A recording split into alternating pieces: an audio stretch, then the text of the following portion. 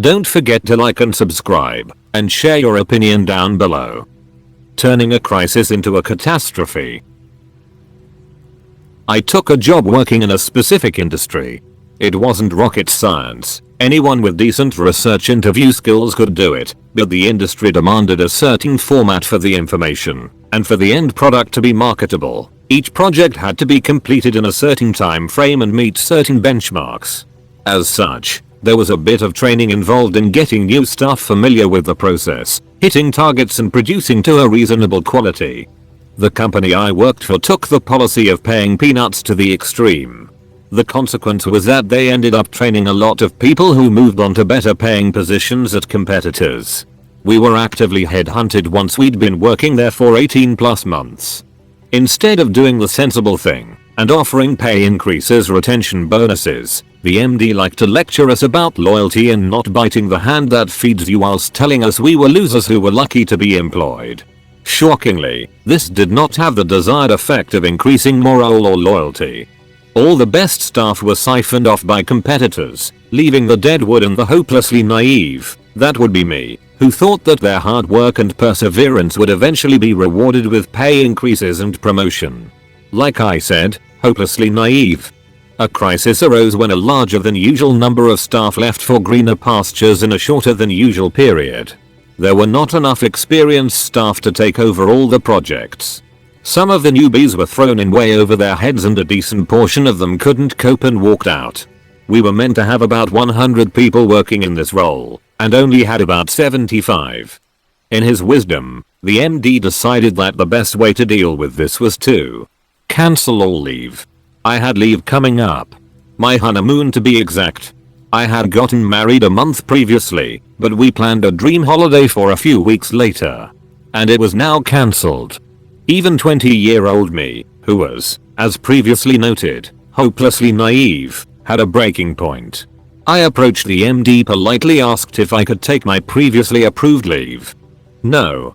Either do your job or hand in your resignation," he said, confident that the little mouse would scurry back to her desk and quietly continue doing the work of two people. I did go back to my desk. But I returned in 10 minutes and handed in my resignation, stating my last day would be in 2 days, giving myself the luxury of time to get sorted before leaving. Apparently, the aftermath was quite something. I was the start of a disastrous second cascade of disappearing staff. The dam was leaking before I left, but it collapsed after. He essentially had to start over, and it took years for him to recover from losing 80% of his key workers. He certainly lost his dominant position in the market. But I didn't inquire deeply. I secured a job with one of the competitors who had been making offers and never went back. I still work in that field, and every now and then I run into one of my old colleagues and we reminisce about the bad old days and laugh about what a tosser he was.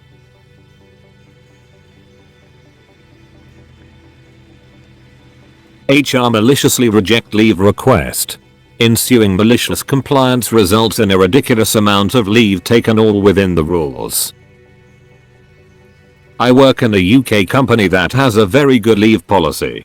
I get 27 days annual leave, and I can also build up flexi time and take up to 2 flexi days off per month.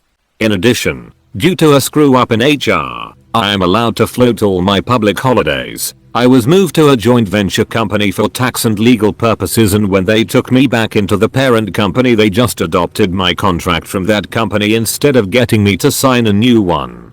One day I put in a leave request for 3 leave days and 2 flexi days.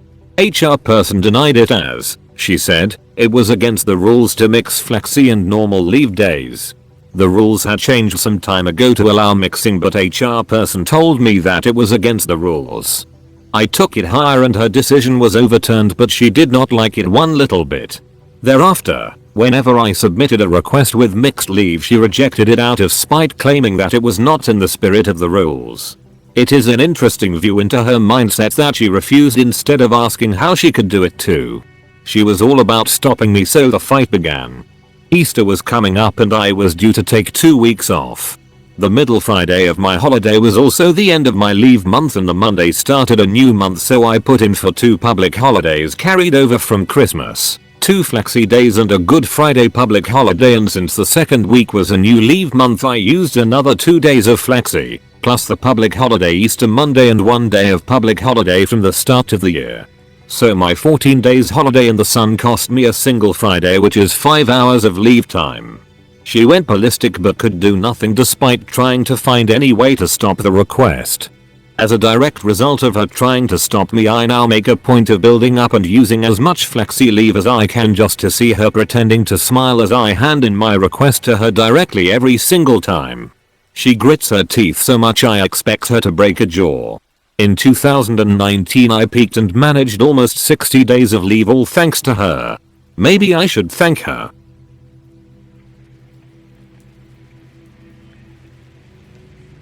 My mother's compliance. My mother was the coolest. She also could be the most evil woman imaginable. I adored her, and still miss her terribly. So, my mom had a boyfriend once. My dad died suddenly when I was 9. He was a lieutenant with our city's police department.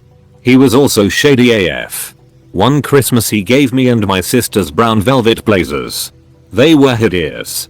They were also evidence from a shoplifting ring. Nice guy, huh? So the breakup. He made it nasty, because he cheated. He refused to give back some things from my dad, as they had lived together. So I told my mom to take him to small claims court. Long story short, he was ordered to return all her possessions, and she was ordered to pay $175. Here's where it gets good. She gets all her possessions back, and she went to the attorney's office to pay the $175 in pennies.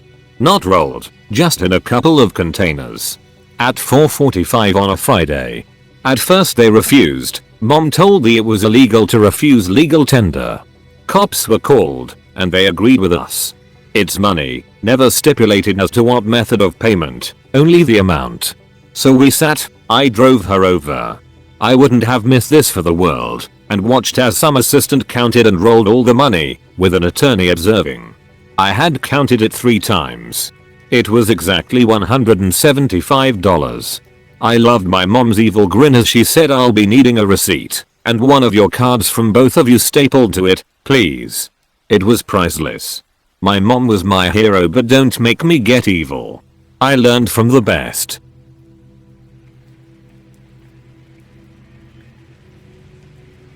Malicious compliance by the professor, not the students. Most of the university-related stories come from students. This one I experienced was orchestrated by the professor. The class was Conceptions of Human Existence. I was so lost. I like classes with facts, and it had not been a required class I would never have gone near this subject. First test I got a C and I learned nobody got a lower grade. This was an ominous sign that I was in trouble. I just could not absorb the vague, nebulous concepts being discussed. It was like getting a test question, does our worldview affect the world or is it the opposite? And being told my answer was wrong. How the heck should I know? So anyway, complete and total frustration. Around the halfway point of the semester, our prof, Mr. was about 10 minutes late to class and came in just at the point we were all getting up to leave. He asked us to sit and said it would be short. He said he had just left a meeting with the department chairperson and had been denied tenure. You could tell he was angry about it. Then class dismissed. The rest of the term our classes were just chatting about topics in the news, no actual assignments to do, and I'm left wondering what I can do to pull up my grade. With a week to go before final exams, Mr. lets us know that we have to do a final exam. Great. Should I have been taking notes during our class-wide chats? What the heck are we going to be tested on? He explained since he did not get tenure, he is leaving the university after this semester. Our final exam will be a take-home essay, and we can choose one of 3 topics. First, our feelings about the war on terrorism. Second, our feelings on the American healthcare system. And finally, if we don't like either of those topics, we can make up our own question and answer it. If we turn in anything that shows effort, we will be given an A. He has to be able to defend his grades and just don't turn in a 2-sentence piece of crap and think that's worth an A. Put in some effort, get a guaranteed A. He was doing this for all classes he taught this semester. That was his malicious compliance for being turned down for tenure. We did in fact all get A's. I heard later from a student aide who worked in the office that the department head was mad about it but didn't think he could do anything about it.